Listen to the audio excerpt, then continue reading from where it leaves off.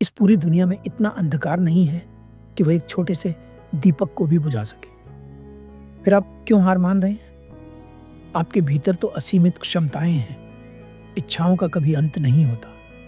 अगर एक इच्छा पूरी होती है तो दूसरी तुरंत जन्म ले लेती है। तो क्या इच्छाएं बुरी हैं?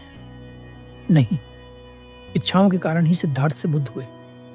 सभी इच्छाएं गलत नहीं होती। गलत इच्छा क्या है? जिसने अपने को वश में कर लिया, उसकी जीत को देवता भी हार में नहीं बदल सकते। यहां पर जीत का मतलब परमानंद से है। अगर आप खुद को जान लेते हैं तो आप परमानंद से भर जाते हैं। और अगर एक बार आप खुद को जान लेते हैं और परमानंद से भर जाते हैं तो इसके बाद किसी का भी कोई भी प्रयास आपको दुखी नहीं कर सकता। अप दीपो भव।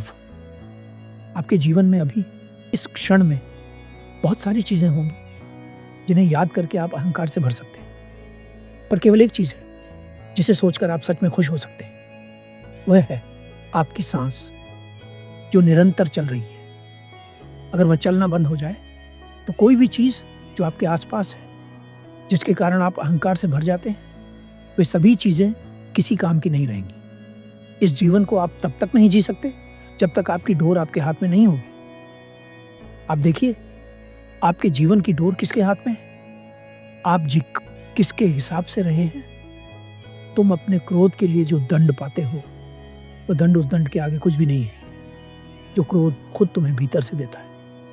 क्रोध वो आग है जो हमें भीतर से जला देती है। और कमाल की बात यह है कि यह आग पानी से भी नहीं बुझती।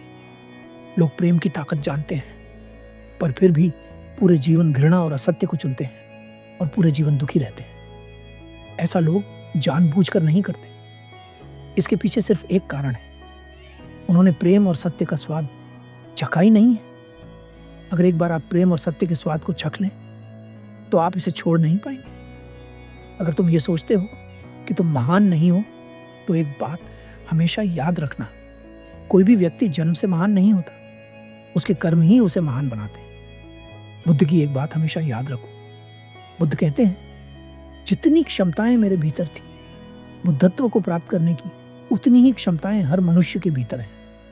अब वह मनुष्य ही है जो अपने आप को दूसरे से छोटा या बड़ा समझता है। वास्तविकता तो यह है कि सभी लोग समान हैं, सभी के पास समान क्षमताएं हैं। एक दिया हजारों दियों को रोशन कर सकता है। जरूरी बात यह है कि क्या आपके दिए में लौ है? वो लौ कैसे जलेगी? वो लौ खुद को जानने से जलेगी। खुद को जानना बड़ा आसान है, पर लोगों ने उसे मुश्किल बना रखा है। अब आप पूछेंगे कि कैसे जाने खुद को? आपका उत्तर है अपने ऊपर ध्यान केंद्रित करके। अभी आपका ध्यान बाहर हर तरफ है। मैं चाहता हूं कि आपका ध्यान आपके खुद के ऊपर हो। सबसे अंधेरी रात अज्ञानता की है। हम कहते हैं वह पापी है। अरे, वह पापी नहीं, वह अज्ञानी है। जिस दिन उसके भीतर ज्ञान की लौ जल गई, उस दिन से हम उस व्यक्ति को ही ज्ञानी कहने लगेंगे।